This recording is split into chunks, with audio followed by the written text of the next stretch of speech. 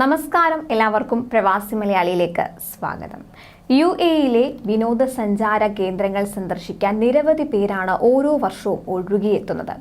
പ്രവാസി കുടുംബങ്ങളും വിദേശികളുമാണ് അവധി ആഘോഷിക്കാൻ എത്തുന്നതിൽ ഏറിയ പങ്കും.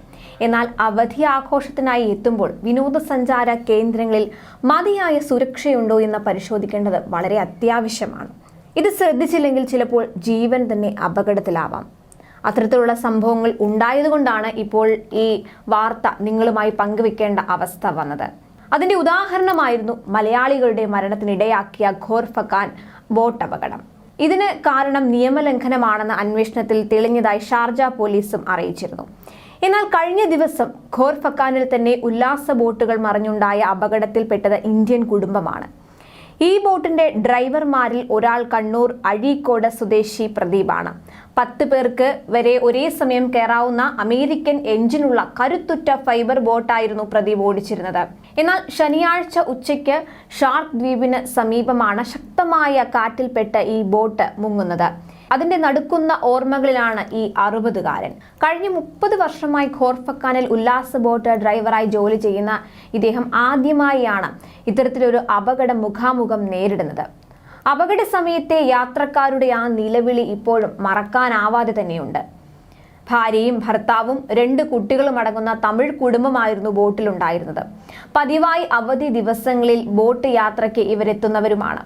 അങ്ങനെയുണ്ടായ സൗഹൃദം ശനിയാഴ്ചയും അവരെ പ്രദീപിന്റെ ബോട്ടിലേക്ക് എത്തിക്കുകയായിരുന്നു. ഖോർഫക്കാൻ കോർണിഷിൽ നിന്നായിരുന്നു ഷെർക്ക് ദ്വീപിലേക്ക് യാത്ര പുറപ്പെട്ടത്. അന്ന് കടൽ വളരെ ശാന്തമായിരുന്നു. കടൽക്ഷോഭത്തിനോ മറ്റോ സാധ്യതയുണ്ടെങ്കിൽ ഒരിക്കലും തീരദേശ സേന ബോട്ട് യാത്ര അനുവദിക്കാറില്ല. ഖോർഫക്കാൻ ബീച്ചിൽ നിന്ന് ഇത്തരം ടൂറിസ്റ്റ് സർവീസുകൾ നടത്തുന്ന 30ഓളം ബോട്ടുകളുണ്ട്.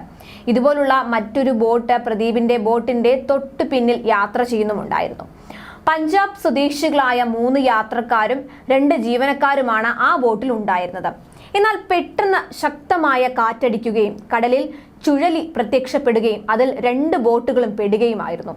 മുൻപിലുണ്ടായിരുന്ന ബോട്ട് ആദ്യം മറിഞ്ഞു. തുടർന്ന് പ്രദീപിന്റെ ബോട്ടും മറിഞ്ഞു. യാത്രക്കാരെല്ലാം വെള്ളത്തിൽ വീഴുകയായിരുന്നു. എല്ലാവരും വല്ലാതെ ഭയന്നുപോയി. സ്ത്രീകളും കുട്ടികളും എല്ലാം നിലവിളിച്ചു. ഉടൻ പ്രദീപ് തീരദേശ സേനയ്ക്ക് വിവരം കൈമാറുകയായിരുന്നു. ഒട്ടും വൈകാതെ തന്നെ സ്ഥലത്തേക്ക് കുതിച്ചെത്തിയ രക്ഷാപ്രവർത്തകർക്കൊപ്പം പ്രദീപും പ്രവർത്തിച്ചു. എല്ലാവരെയും രക്ഷിച്ച് ബോട്ടുകളിൽ കയറ്റി. മിക്കവരും വെള്ളം കുടിച്ച് അവശരായിരുന്നു. പ്രദീപിന്റെ ബോട്ട് അവരെയും കൊണ്ട് തീരത്തേക്ക് പായുകയായിരുന്നു. എന്തായാലും പ്രദീപിന്റെ ആ സംയോജിതമായ ഇടപെടലാണ് ആ ഇന്ത്യൻ കുടുംബത്തിന്റെ ജീവൻ രക്ഷപ്പെടുത്തിയത്. 30 വർഷമായി ഖോർഫക്കാനിൽ ബോട്ട് ഓടിക്കുന്ന പ്രദീപ് പ്രവാസം മതിയാക്കി നാട്ടിലേക്ക് പോകാനിരിക്കുകയായിരുന്നു ഈ അപകടം ഉണ്ടായത്. അതിന്റെ നടുക്കത്തിൽ കൂടിയാണ് പ്രദീപ് ഇപ്പോൾ. എന്തായാലും ഇത്തരം വിനോദസഞ്ചാര കേന്ദ്രങ്ങളിൽ പോകുമ്പോൾ മതിയായ സുരക്ഷ ഉണ്ടെന്നുകൂടി എല്ലാവരും ഉറപ്പുവരുത്തുക. അതുപോലെ തന്നെ മുന്നറിയിപ്പുകൾ ഉണ്ടെങ്കിൽ അതും കൃത്യമായി പാലിക്കാൻ ശ്രദ്ധിക്കുക. കൂടുതൽ പ്രവാസി വാർത്തകൾക്കായി ഈ ചാനൽ സബ്സ്ക്രൈബ് ചെയ്യുക.